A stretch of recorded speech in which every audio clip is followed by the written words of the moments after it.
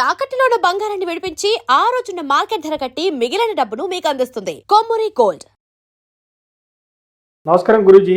నమస్కారం. కుంభరాశి వారికి 2026 సంవత్సరంలో ఎలా ఉండబోతుందంటారు? 2026 ఆంగ్ల నూతన సంవత్సరం వచ్చి కుంభరాశి వారికి జాక్పాట్ 100 out of 100 అని చెప్పొచ్చు. 90-95% ఇవ్వచ్చు, ఒక 10% అలా అని చెప్పి. ఎందుకంటే కుంభరాశి వారికి అధిపతి కూడా శనినే. శని అంటే రాశిలో రాహుగ్రహం ఉన్నారు. అదొక్కటే ఒక 5-10% ప్రాబ్లం. ఎందుకంటే రాశిలో రాహు ఉండేటప్పుడు రాహు అనేది పాము అని చెప్తారు, స్నేక్.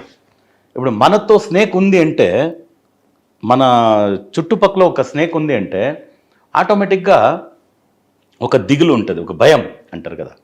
అది మనకు కనిపించింది, తర్వాత మనం వెతికినాము కనిపించలే, ఆ రూమ్లో మనము నెమ్మదిగా నిద్రపోయేకవుతుందా అంటే కుదరదు. ఆ ప్రెషర్ ఒకటే కుంభరాశి వారికి కాస్త ప్రాబ్లం. 10%, మిగతా 90% సక్సెస్ వాళ్ళకి. రెండో ఇంట్లో శని ధనస్థానంలో మంచి డబ్బు సంపాదిస్తారు. అది వ్యాపారస్తులు అంటే, ఇప్పుడు వర్క్ పీపుల్ అంటే శాలరీ అంతే, ఇంకెక్కువ అంటే ఇన్సెంటివ్ రావచ్చు అంతే. అయితే బిజినెస్ పీపుల్కి అలా కాదు. 100 రూపాయలకి ఏదో డీల్ చేసి ఉంటాడు, ఏదైనా ప్రాఫిట్ వచ్చిందంటే అది రెట్టింపులు అవుతుంది. సో రెండో ధనస్థానంలో శని ఉండే దానివల్ల కుంభరాశి వాడికి 90% బాగుంది. తర్వాత కుంభరాశి వాడికి 11వ ఇంట్లో బుధుడు శుక్రుడు, ధనుర్రాశిలో బుధుడు శుక్రుడు చేరితే నేను చెప్పినాను లక్ష్మీనారాయణ యోగం అని. ఎక్కువ దానివల్ల ఈ ఇల్లు కట్టొచ్చు, స్థలాలు కొనొచ్చు, అగ్రికల్చర్ ల్యాండ్ కొనొచ్చు. బయ్యింగ్ సెల్లింగ్లో మీడియేషన్ చేస్తే ₹1,00,00,000 సొమ్ముని నేను 1,50,00,000 అమ్మిస్తాను, నువ్వు ఎంత ఇస్తావు అని చెప్పి వాంతో 25 లక్షలు, నీకు ₹1,00,00,000 సొమ్ముని 1,50,00,000 ఇస్తాను, వీంతో 25 లక్షలు 50 లక్షలు తీసుకెళ్ళొచ్చు. అలాంటి మీడియేషన్ చేసే యోగాలన్నీ ఉన్నాయి. రియల్ ఎస్టేట్ బిజినెస్లో, భూమి సంబంధంగా చేసే దాంట్లో, సో స్థలం సంబంధంగా మంచి ప్రాఫిట్ చేసే యోగాలు ఉన్నాయి. వీళ్ళకి అంతే, అన్నదమ్ములు అక్కచెల్లెలు ఏదైనా ఇబ్బందులు ప్రాబ్లము ప్రాపర్టీ లిటిగేషన్ ఉందంటే ఊరికే ఈగోలు వదిలేసి ఊరికే కూర్చున్నారంటే చిన్న ఒక కాఫీలో చిన్న ఒక తిండి తినేసి నాష్టా చేసేసి ప్రాబ్లం సాల్వ్ చేసేయచ్చు. సో చాలా పాత ప్రాబ్లంలు ఏదో కోర్టు ఇది లిటిగేషను ఇవన్నీ కూడాను బయట వచ్చేదానికి చాలా ఛాన్సెస్ ఉంది. అదే మరి 5వ ఇంట్లో గురు. 5వ ఇంట్లో గురు అంటే పిల్లలు సంతానం కలుగుతుంది. దాంట్లో కొందరు, ఇప్పుడు ఆడ మగ తేడా లేదు, ఆ అమ్మాయి చిన్న అబ్బాయి పెద్ద, అయ్యో 2 పాపలు ఉన్నారు ఇంకొక మగబిడ్డ కావాలి అంటారు కదా, మగపిల్ల పుట్టే ఛాన్స్ ఉంది. యాక్చువల్లీ మనం దాన్ని అంత డిస్క్రిమినేషన్ చేయకూడదు. పాప గొప్పనే, బాబు గొప్పనే. 2 అమ్మాయిలు పుట్టినారంటే కొందరికి ఆశ ఉంటుంది, 3వది అబ్బాయి పుడితే బాగుంటుంది అని. అలాంటి ఎవరైనా చూస్తూ ఉంటే, ఫస్ట్ పాప పుట్టేసింది, 2వ అబ్బాయి అయితే బాగుంటుంది అనేది కామన్ థాట్. 2 అమ్మాయిలు అయిపోయినారు, 3వదైనా బాబు కావాలంటారు కదా. మకర రాశి వాళ్ళు, కుంభరాశి వాళ్ళకి బాబు పుట్టే యోగం ఉంది. సంతానం అవుతుంది, పాప కలిగేది గ్యారంటీ, అంటే సంతానం కలిగేది గ్యారంటీ. దాంట్లో మగ పిల్లల గురించే మీరు ప్రార్థించుకున్నారంటే ఛాన్సెస్ ఉంది. ఎందుకంటే కుంభరాశి వారికి స్ట్రైట్ 5th ప్లేస్లో గురువు ఉన్నాడు. 5th ప్లేసే సంతాన యోగము, పుత్రస్థానం అంటారు, పూర్వ పుణ్యస్థానం అంటారు. దానివల్ల పూర్వ పుణ్యము వీళ్ళకి ఇది కలిగిస్తుంది అన్నమాట. సో అదొకటి. తర్వాత గోల్డ్ పర్చేస్ చేసే యోగాలు ఉంది. గోల్డ్ ఏదైనా పోగొట్టుకున్నారంటే దొరికే యోగాలు. కొందరంతా ఏదో దొంగతనం అయిపోయింది, 4 years 5 years అయిపోయి ఉంటుంది, 4-5 years అయిపోయి ఉంటుంది. తర్వాత పోలీసు వాళ్ళంతా పెట్టి పెరేడ్ నడిపి ఈ గోల్డ్ మీదేనా అనేసి వాపస్ ఇస్తారు. ఉంటుంది, అలాంటి సిచ్యువేషన్ ఉంది. కొందరికంతా 12 years తర్వాత దొరికింది. దోపిడీ చేసుకొని పోయి వీళ్ళంతా ఎక్కడెక్కడో అమ్మేస్తారండి. తర్వాత పోలీసులు ఎప్పుడే కానీ వస్తు పోగొట్టుకుంటే పోలీసు వాళ్ళు పట్టించినట్లు ఇంకెవరు పట్టించరండి. డబ్బు పోయిందంటే కష్టమో దొరకదు, వస్తు పోయిందంటే అది గోల్డ్ లో ఎన్నో ఉదాహరణలు ఉన్నాయి.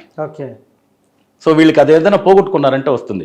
కొందరు చెప్తారు ఇంట్లోనే పెట్టున్నాము, 500 grams ఎవరు ఎత్తుకున్నారో తెలియదు, ఏదేదో అడిగి చూసినాము కుదరలే, పోలీస్ కంప్లైంట్ అయింది కుదరలే అంటారు, తర్వాత దొరికింది అని దొరుకుతుంది.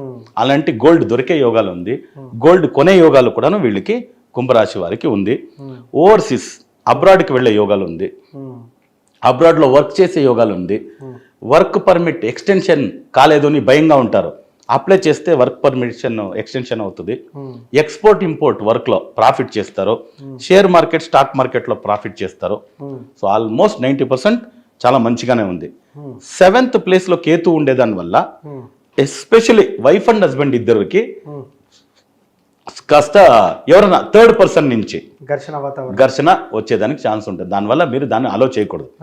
భార్యాభర్తలు పేరుకే బాడీ అండ్ సోల్, వీళ్ళిద్దరూ ఒక 2 దేహాలు ఒక ఆత్మ. అదే కదా భార్యాభర్తలకి ఇచ్చింది టైటిల్. అది పేరుతో మాత్రం ఉండకూడదు, కృతిలోనూ ఉండాలి. భార్యాభర్తలు అంటే 2 దేహాలు ఒక ఆత్మ అనే మాదిరిగా వీళ్ళు ఉండాలి. ఎందుకంటే మంచి సంతానం కలిగే యోగం ఇదంతా ఉంది.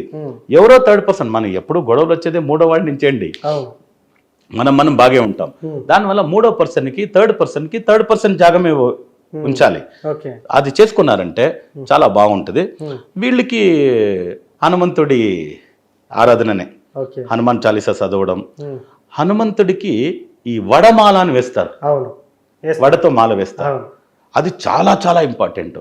వీళ్ళకి కుదిరిందంటే ఒక నెలకో లేదా 2 నెలకో అమావాస్య పౌర్ణమి రోజు వీళ్ళు ఎంత కోరుకుంటారో అంత వడమాల చేసి ఆంజనేయ స్వామికి ఇచ్చి అది వాళ్ళకి ప్రసాదంగా నైవేద్యంగా చేసి అక్కడ ఉండే వాళ్ళ భక్తులకంతా పనిచేసి వస్తే చాలా బాగుంటారు.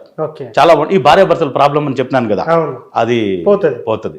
అది పోయిందంటే ఎప్పుడు అంతే కదా, ఇల్లాలే కాపురానికి దీపం అంతే కదా, అంత బాగుంటది.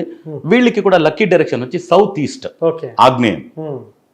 సో ఆంజనేయ స్వామికి వడమాల వేసి అది నైవేద్యం చేసి వాళ్ళకి వేసిన తర్వాత పనిచేసి రావాలి. చాలా మంచి పరిహారం. అది 2 నెలలకు 3 నెలలకు ఒకసారి చేస్తారు, సంవత్సరంలో 3-4 సార్లు చేస్తారు. వాళ్ళకి పడి లోకల్లోనే చేసుకోవచ్చు. దాని తర్వాత సేమ్ నేను మకర రాశికి ఏం చెప్పినానో ఆంజనేయ స్వామి దర్శనం చేసుకొని వచ్చేది ఇది. దాని తప్ప సౌత్ ఈస్ట్ డైరెక్షన్ ని ఆగ్నేయానికి ఏదే పని మొదలు పెట్టినానో ఆగ్నేయానికి 2 అడుగులు వేసి సౌత్ ఈస్ట్కి వెళ్ళి తర్వాత చేసుకునేది మంచిది. మొత్తానికి హనుమంతుల వారిని ఆరాధించడం, ముఖ్యంగా హనుమంతుల వారికి వడమాల ఇవ్వడం అనేది ఈ రాశి వారి కనుక చేస్తే అంత ప్రాబ్లం ఉంటుంది. ఆల్మోస్ట్ 90% చెప్పినాను నేను. లాటరీ యోగాలో చెప్పున్నాను. గోల్డ్ పోగొట్టుకునే గోల్డ్ వాపస్ వస్తుంది అని చెప్పినాను.